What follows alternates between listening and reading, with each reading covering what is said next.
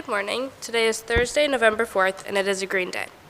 Student government will meet on Friday at 1 in Fuller Basement. Newly elected reps should ask Mr. Ryan or myself with any questions before the meeting. Attention all students taking this Saturday's SAT exam. There are certain items you must have with you in order to be admitted. You must have a valid photo ID issued either by the school or your home state. You may also use your passport. You must have a printed version of the official College Board admission ticket. It may not simply be saved on a smartphone or an iPad. It must be a hard copy. The ticket must also have your photo on it. In addition to bringing those essential items, you will want to bring the following: a scientific calculator with extra batteries, number 2 pencils, mechanical pencils are not allowed, and some snacks to eat during your breaks. Cell phones will be collected in all testing rooms. If you can do without your phone, it might be better to not bring your phone with you. Please dress comfortably. If it is raining in the morning or if it's especially cold, be sure to dress accordingly for the wait outdoors. The doors to Colby Hall will open at 7:45. The doors will lock at 8. We look forward to greeting you there. Calling all college-bound Hilltoppers. The following colleges have visits today: Dalhousie University via Zoom at 10 a.m., University of California, Santa Barbara via Zoom at 12 p.m., Salve Regina University at 2 p.m. in Colby Conference Room. Be sure to sign up for their visits on Naviance and to view all details. If you are scheduled to be in class during the time of the visit, please check in with your teacher before coming to the college visit. You are also required to return to class after the completion of the visit. Attendance will be turned in to the main office. The following colleges will have visits on Friday: Hofstra University, St. Francis Xavier University, University of Colorado Boulder, and Riviera University. Be sure to visit Naviance to sign up for all college visits. There's still time to sign up for the 3v3 basketball tournament on Friday to benefit the local food shelf. Come to Campus Life to sign up. Friday, 11/12, there will be an indoor soccer tournament to benefit the local food shelf. Sign up your team of 5 players in Campus Life today.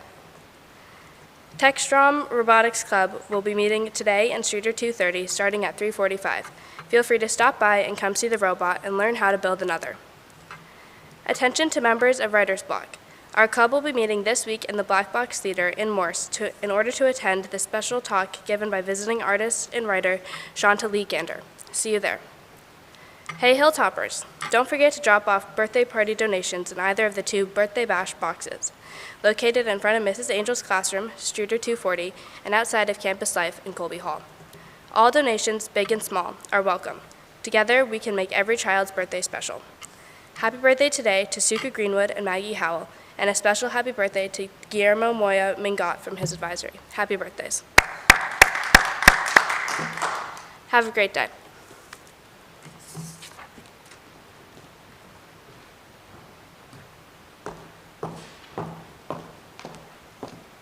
Thank you, Ashley. Good morning, everybody. Just a few thoughts today. A few years ago, we put on our orientation t-shirts the expression, "What happens here changes the world."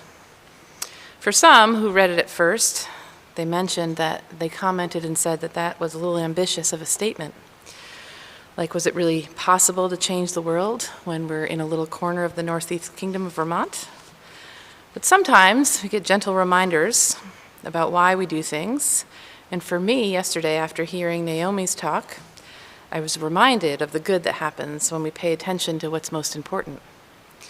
Taking time, taking care of one another, one person at a time, one challenge at a time, one opportunity at a time. Perhaps the line that I loved the most from her speech yesterday was that each person is an amazing gift. Sometimes it doesn't always feel that way when we're having an uncomfortable interaction or a less than favorable moment when holding people accountable. But when we remember that even when we're not at our best, that everyone is a gift, even in their ugliest of moments, even in their best of moments, it allows us for a moment of compassion, a moment of understanding, which we believe is central to the message that I think that you heard from Naomi. Imagine if we treated everyone that we interact with as a gift. November is the month when collectively we begin to start our messaging about reflection and expression of gratitude. To be thankful, even when we even have a holiday where we appropriately call Thanksgiving. You'll start to hear about things that we'll deal with in terms of saving up for Thanksgiving baskets. But maybe it's time to ask you, what is it that you're grateful for? Do you spend 5 minutes a day even thinking about what you're grateful for? Imagine if you started your day like that. For whom are you thankful? Is it your guidance counselor that stayed on the head's holiday to make sure that your applications were submitted on time to your schools? Is it the adult for you on campus who took time to notice how often you were out and called home to see if there might be anything that they might be able to do for you while you were away?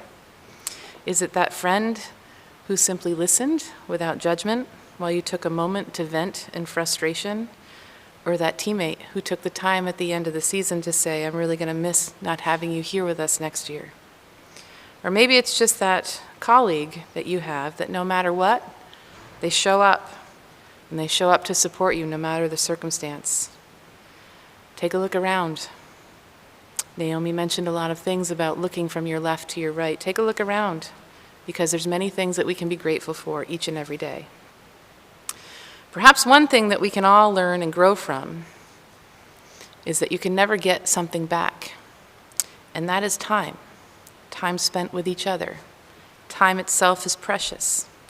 Many things stopped when COVID hit, when all we had was time. We learned how to grow from that experience. We learned how to slow down. For many of us, we learned how to breathe. And we especially had a time to stop and appreciate all that surrounded us. So I want to urge you this morning not to forget that time where you were able to stop and look and breathe. And maybe to make time for those gifts, as Naomi reminded us. The gifts in our lives that make us who we are. The gifts that help give us purpose, no matter what it is that we do. If we take the messaging from her chapel talk yesterday, that each person, and take them as they are, that amazing gift, to take time to get to know one another, just imagine. If we do that here in our little corner of the Northeast Kingdom of Vermont, imagine the ripple effect when we leave here, when we leave to 28 plus countries that represent us all over the world, when we represent all of the different states and every local community that sends their students to school here. The collective potential that we have in our 1,000 plus for all that reside and come to our school. That, my friends, is why it is that we have the potential to truly change the world here. So as you're thinking about your day today, I want you to imagine what it would be like if you treated every interaction with everyone that you had today as a special gift, and follow up on what Naomi has taught us through her talk. I believe we have a special gift today, too, and I know that Mrs. McKenzie is here to give us an introduction to a speaker that's going to be here on campus. So advisors, she's going to direct you after she speaks to hang on, because there's going to be a transition to a video.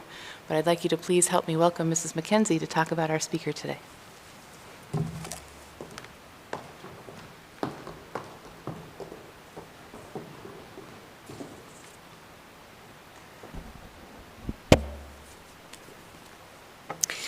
Good morning, everyone. I'm delighted to have the honor of introducing you today to Shanta Lee Gander, who comes to us from Guilford, Vermont. Ms. Gander is a poet, an investigative journalist, and a photojournalist. She's the author of a prize-winning and electrifying collection of poems, Ghetto Claustrophobia, which many of you have been exploring in your English classes. And she has another book of poetry, Black Metamorphoses, slated for publication next year. She will be giving a talk in the Black Box Theater today, after school at 3:30, to share her poetry, her inspirations, and her life as a writer. I hope that many of you will join us at that event.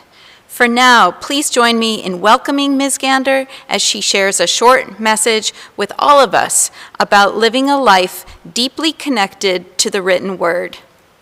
So just stay with us for a moment as we transition to the video from Ms. Gander, and then she will be with us later today in person.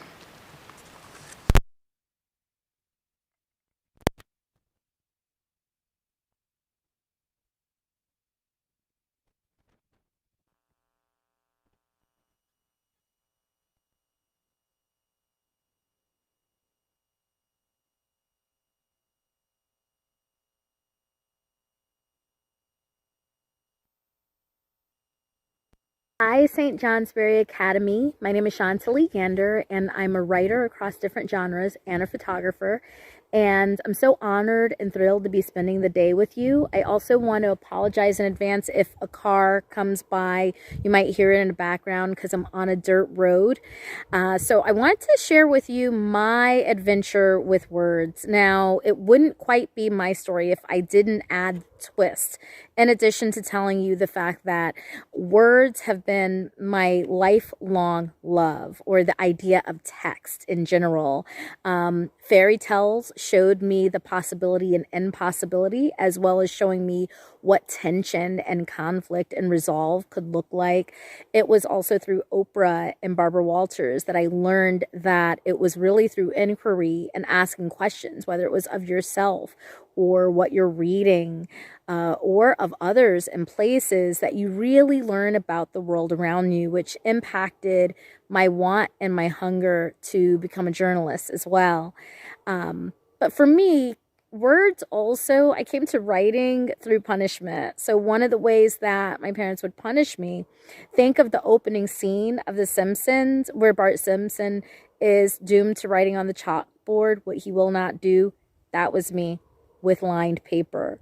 And also I had a 6th grade teacher who would assign dictionary pages if he heard anyone say the words "shut up." And so I had my fair share of dictionary pages. I also had my fair share of writing on several lined pieces of paper. And yet that was something that it still didn't deter me. So around the ages of 12 and 13 years old, I discovered that words also could be a way that I could talk to the page. When I couldn't talk to anyone in my household, or when I could not talk to adults in my household, it was children are seen, not heard. I discovered words also were a way to engage and tell someone something. I didn't necessarily write stories, but I definitely started with journals, and also poetry was my first language. So as I got older, and even at this point now as an artist, and in terms of thinking about my artistic practice, I think about the different forms of text. I think about, for example, being a highly visual person, I love film. How do you read a film? How do you think about a piece of art and what it is saying? And in terms of the work I do, I always like to embed in it what are some questions that people can be thinking about for themselves, even if they're questions that are not posed directly. And also something that also points to my ongoing inquiry as well. So I want to leave you with this. Build your garden. Feed your art. Build your garden with the things that are going to feed your art, whatever it is, whether you are in the literary arts, whether you are painting, dancing, singing, etc. Also, be curious. And by be curious, take in all the things, because you never know what things are going to consciously and subconsciously feed your creativity and just your wonder of the world. I would say also venture often outside of your comfort zone. I can't stress how important that is. Sometimes when I need a break, I also go into watching documentaries about string theory, or anything that I feel is way outside of my realm of a topic. And don't underestimate your noticing and your imagination. I think right now is a very interesting moment. Don't underestimate that. Use that to your advantage. Take care, and I look forward to meeting all of you. Thank you.